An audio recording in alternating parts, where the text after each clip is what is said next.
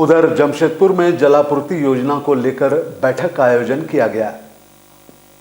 जमशेदपुर के गोविंदपुर जलापूर्ति योजना को लेकर उत्तरी सरजमदा पंचायत भवन में त्रिपक्षीय वार्ता का आयोजन किया गया। इस मौके पर उपायुक्त कर्ण सत्यार्थी, जिला परिषद चेयरमैन बारी मुर्मू, पेयजल विभाग और 21 पंचायत के जनप्रतिनिधि मौजूद रहे।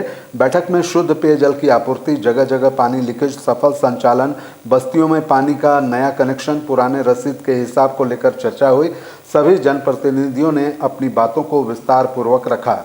वहीं उपायुक्त कर्ण सत्यार्थी ने कहा कि बैठक में सुचारू रूप से शुद्ध पेयजल आम जनता को कैसे मिले, इस पर चर्चा किया गया। पंचायत प्रतिनिधि और लोगों ने खुलकर अपनी बातों को रखा। सभी जनप्रतिनिधि इस क्षेत्र के जितने पंचायत हैं और सभी पंचायत समिति सदस्य, ब्लॉक प्रमुख, जिला परिषद अध्यक्ष मैडम, सभी लोग यहाँ उपस्थित थे और बहुत सकारात्मक डिस्कशन हम लोगों का हुआ। सभी का लक्ष्य एक ही है कि गोविंदपुर जलापूर्ति योजना का संचालन बेस्ट पॉसिबल वे में कैसे हो। अभी कुछ कमियां हैं इसके रेजोल्यूशन के लिए हम लोग प्लान कर रहे हैं और होपफुली जल्दी इस योजना का संचालन बहुत अच्छे ढंग से करेंगे। क्या निष्कर्ष निकला सर आपका? देखिए, कुछ निष्कर्ष तो ये है, जैसे जो संचालन की समिति है उसमें उसका पुनर्गठन हुआ है, तो जो पिछले 5 वर्षों में संचालन हो रहा था उसका जो लेखा जोखा है वो हमें 1 वीक में दुरुस्त कर लेना है, ताकि हम ये समझ लें कि संचालन समिति के पास कितना फाइनेंशियल कैपेसिटी है। दूसरा, पूजा के पहले जितने माइनर रिपेयर वर्क्स हैं वो सभी हमें कंप्लीट कर लेने हैं। कुछ इशू यहाँ पे जो ONM के कॉन्ट्रैक्टर हैं उनका पेमेंट का इशू है, जिसके संबंध में विभाग से वार्तालाप चल रहा है और जल्दी ही उनके बिल्स को सत्यापित कर लेंगे हम, ताकि उनके पेमेंट का जो राह है वो आसान हो सके। तो ये कुछ निर्णय थे जो इंटरिम तौर से लिए गए, जो प्रभावी और लॉन्ग टर्म सोल्यूशंस होंगे वो भी जल्दी लेंगे। सर, दुर्गा पूजा को लेकर के सड़कें काफी क्या मुद्दा सब उठाया है? हम लोग 4 दिन पहले DC महोदय से मिले थे और हम लोगों ने अनुरोध किया था कि एक त्रिपक्षीय वार्ता कीजिए। ये गोविंदपुर जलापूर्ति योजना के रोज के झंझट से हम लोग जनप्रतिनिधि परेशान थे, जिसके संदर्भ में आज त्रिपक्षीय वार्ता हुई, जिसमें उपायुक्त महोदय, जिला परिषद अध्यक्ष, उपाध्यक्ष सारे लोग थे।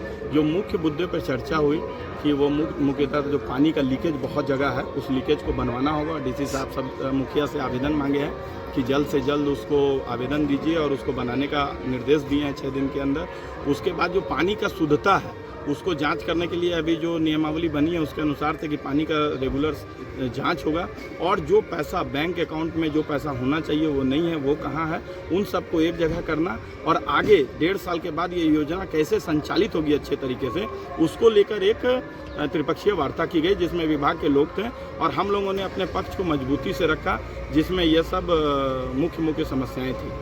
कब तक आश्वासन दिया? देखिए, सर ने कहा है कि पहले तो पानी का लीकेज अच्छा होना चाहिए, शुद्ध पेयजल की आपूर्ति होनी चाहिए और बाकी जो भी व्यवस्थाएं हैं कि MBWSC संचालित करेगी, बिल का कलेक्शन नहीं हो रहा है, एक मुद्दा था।